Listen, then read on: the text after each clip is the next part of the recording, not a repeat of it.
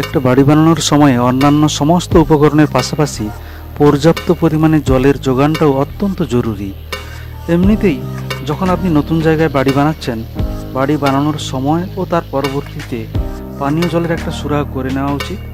শুধুমাত্র পানীয় জল তো নয়, বাড়ি বানানোর উপকরণ হিসেবেও সেটা খুবই আবশ্যক। এই ভিডিওতে আমরা সাবমার্সিবল পাম্প বসানোর বিষয়ে আলোকপাত করব।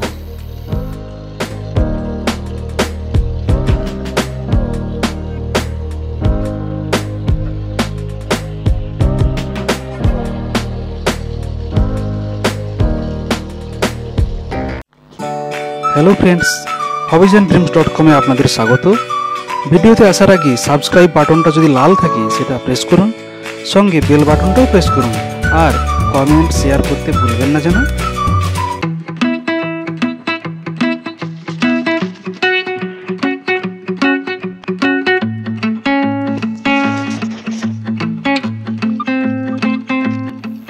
প্রথমেই একটা বিষয় মাথায় রাখতে হবে, এই কাজে যারা স্পেশালিস্ট তাদের সাথে সরাসরি ডিল করাটাই সবচেয়ে কাজের ও সাশ্রয়করও বটে।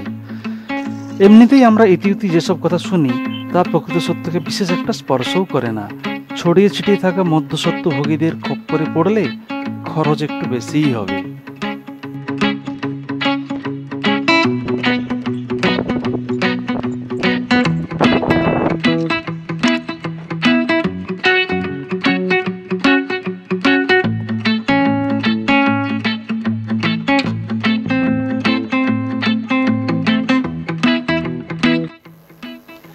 পাম্প বসানোর জন্য ভূমিস্তর খনন করে পাইপটা যে নিচে নামবে তার জন্য পাশেই একটা চৌবাচ্চা কেটে সাময়িক জলাধার বানিয়ে নিতে হয়।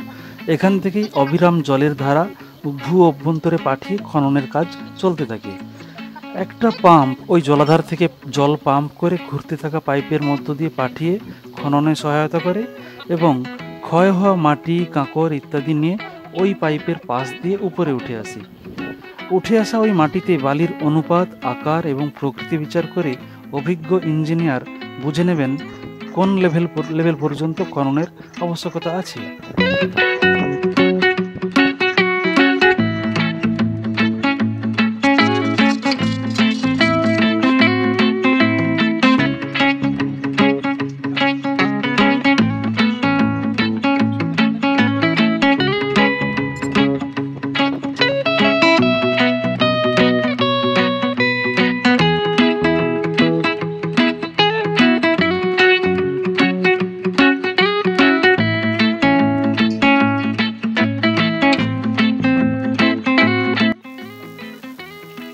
একটা অত্যন্ত জরুরি বিষয় মাথায় রাখতে হবে, আজকাল যথেচ্ছ ভৌমজল উত্তোলনের কারণে মাটিতে জলের স্তর অনেক নিচে নেমে যাচ্ছে।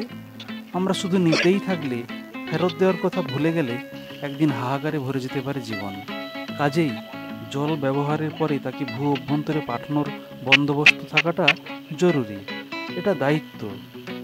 হ্যাঁ, ঠিকই ধরেছেন, শোকপিট। অন্য ভিডিওতে শোকপিট বানানো দেখাবো পরে।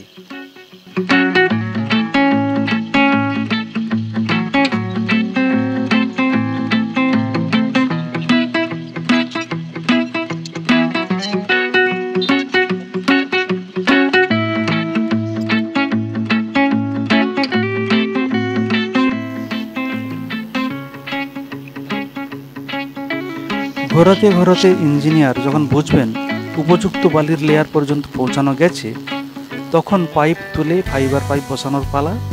এখানেও একটা বিষয় মনে রাখার, যখন পাইপ ঘুরিয়ে খননের কাজ চলে, পাইপের মধ্য দিয়ে প্রবাহিত হয়ে চলা জলে অর্থাৎ জলের চৌবাচ্চা তথা ওয়াটার হাউসে ভালো পরিমাণে গোবর মেশাতে হবে। তাহলে পাইপ তুলে নেওয়ার সময়ে খনন হওয়া গর্তে কোনো ধস নামবে না।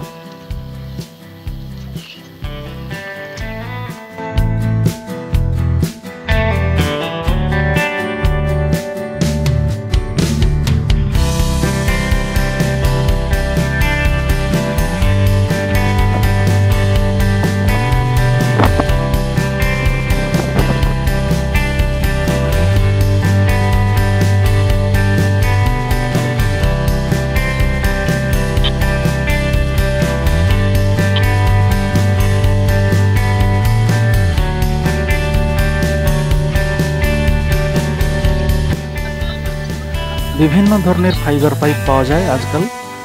নিজের পছন্দের কোয়ালিটির পাইপ ওই তুলে নেওয়া পাইপের জায়গায় ইনস্টল করতে হবে। শুরুতে 6-7টা ফিল্টার পাইপ দিয়ে প্রথমে 2 ইঞ্চির পাইপ ও পরে জলাধারের জন্য 4 ইঞ্চির পাইপ ইনস্টল করে ওর মধ্যে ওয়াশার সহযোগে 2 ইঞ্চির আয়রন পাইপ দিয়ে ভার্টিক্যাল ওয়াশ করতে হবে।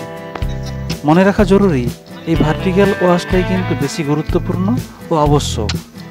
তারপর কম্প্রেসর ওয়াশ।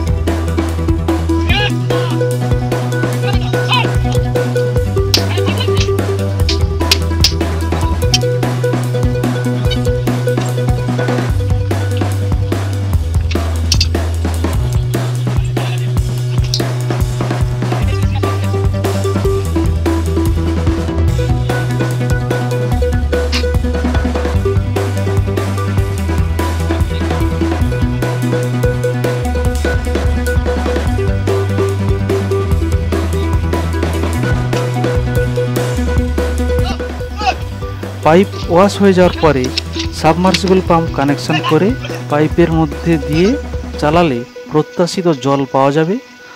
প্রথমের দিকে জল একটু গন্ধযুক্ত হয়, তাই নিয়ম করে জল তোলাটা জরুরি। 2-3 দিনেই গন্ধ কমে যাওয়ার কথা। প্রসঙ্গত বলে রাখা ভালো, এ কাজে যদি দেশি গরুর গোবর ব্যবহার করা হয় তাহলে গন্ধটা হয় কম।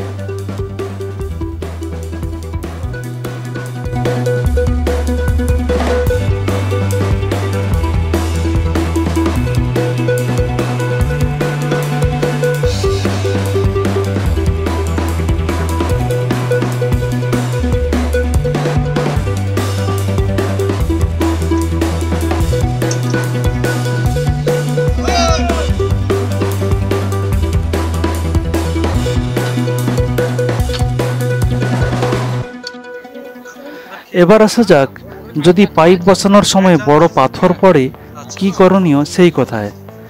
এই বিষয়ে দুশ্চিন্তাটা মূলত যে গ্রুপ কাজটা করছে তাদের, বাড়ির মালিকের নয়। তবে এজন্য কাজে দেরি হলে অযথা অস্থির না হওয়াই ভালো, একটু ধৈর্য আবশ্যক।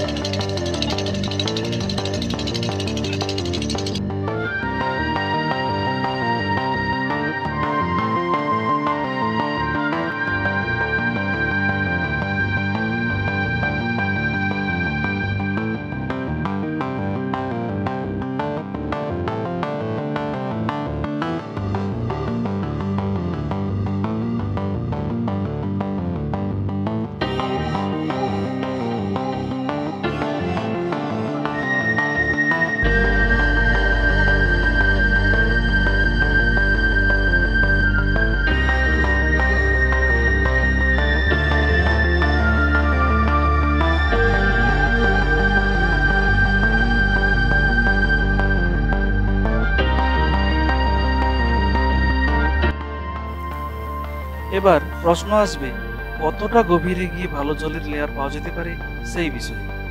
এই প্রসঙ্গে সোজা কথার যে উত্তর সেটা হলো, নির্দিষ্ট করে কোনো মাপ বলা যায় না।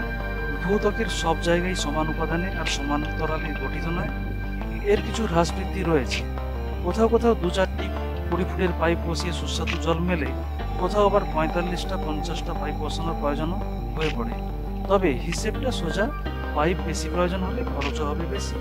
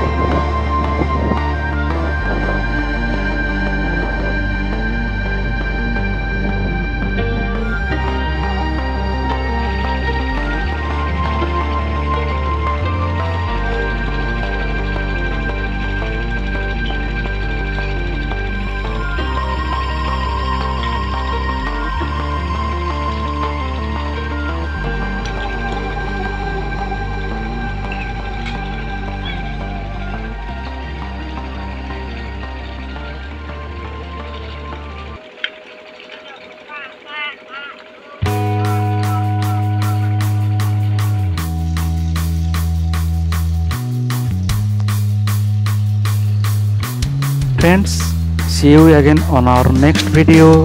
Thanks.